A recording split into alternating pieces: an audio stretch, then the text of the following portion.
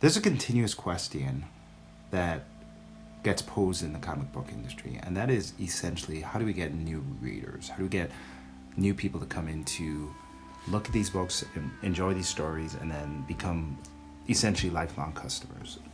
And you know, the industry's gone through a lot of different stages. You know, we have the direct market where people go into comic book shops. There was a time when, a lot of people would just get prescriptions in the mail. You just set up a reoccurring mailing where they'd send you your comic books in the mailbox. That's what I used to do when I was a kid.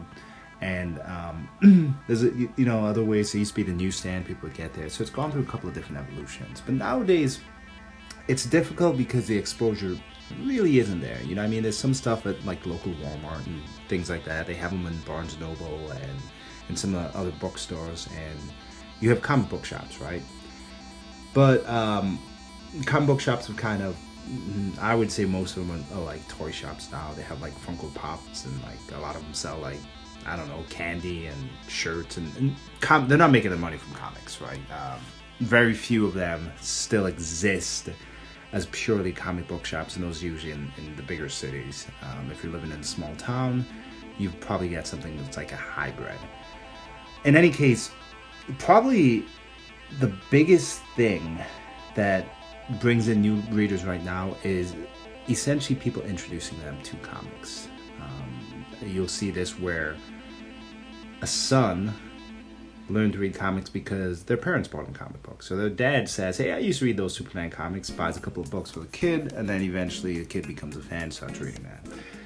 Probably how most people got into it, right? Either by friends introducing them to comic books or by like an older brother. In some cases, actually more common than you would think. I know a lot of girlfriends who were introduced by their boyfriends into comic books and vice versa. It's actually strange how many times I've met people and they're going, yeah, I got into comic books because of my spouse. And that's always unique because that's where you're getting. Anyhow, the point of this is the way that people come into becoming a comic book reader hasn't really changed all that much over the years. It's just there's less and less people introducing comics to other people. And that creates a case where, there's a lot of interference from entertainment, from Netflix, from somebody just having a cell phone is more entertaining than most comics, right? It becomes difficult to be front of mind when it goes to, hey, I want to take an experience I enjoy and give it to somebody else.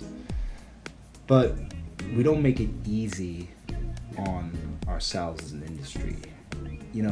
If you think about it, right now, right at this instant, if you had to introduce somebody to an ongoing series, not like a complete story or not like a one-shot, but like an ongoing series, how would you do it?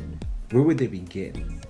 You would have no clue. You'd probably it'd be easier to take them to introduce them to manga or something like that, because there they can see the actual progression of the story. They can say, hey, this is chapter 1, there's 6 books in chapter 1, and here's chapter 2, there's 3 books in chapter 2, and et cetera, et cetera, et cetera. And it's all nice and organized. We're all over the place when it comes to American Western comic books, right? So what do we have to do then? I think there's got to be some way for us to go back and reorganize stories in some linear fashion, to have like a definitive progression of stories, right? So you've got Elseworld stories, you've got what they would kind of refer to as the actual reality, the main storylines of a comic book series.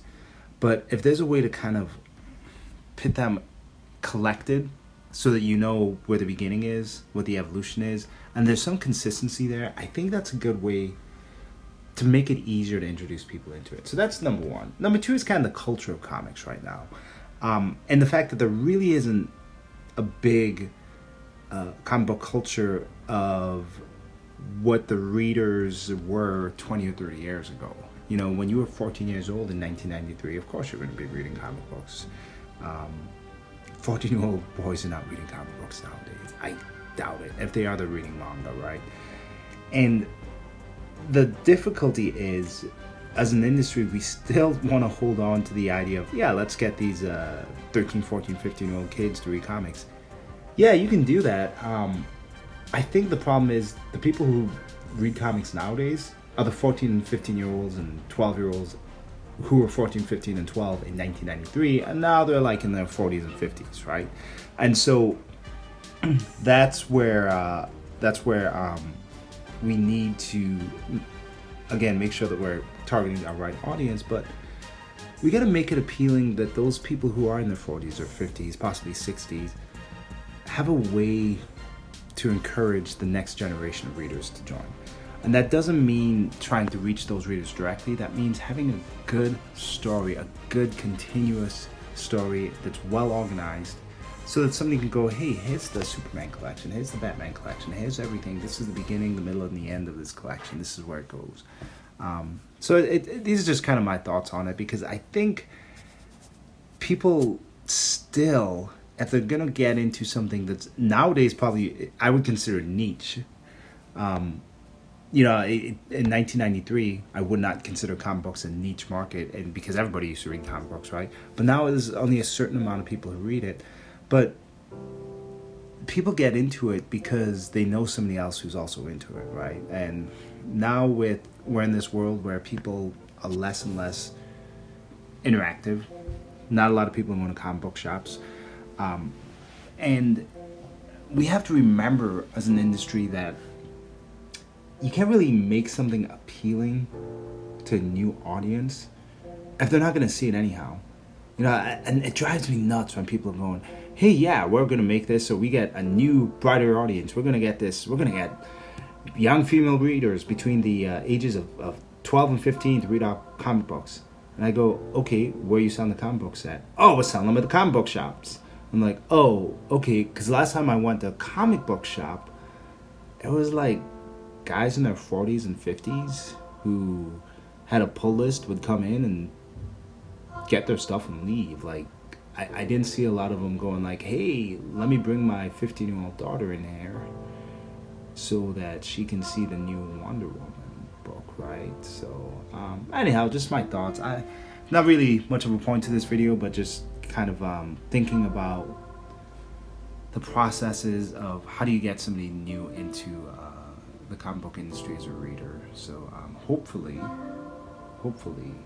they figure it out and they take advantage of things like billion-dollar revenue movies to introduce characters in and find a way to connect with new readers.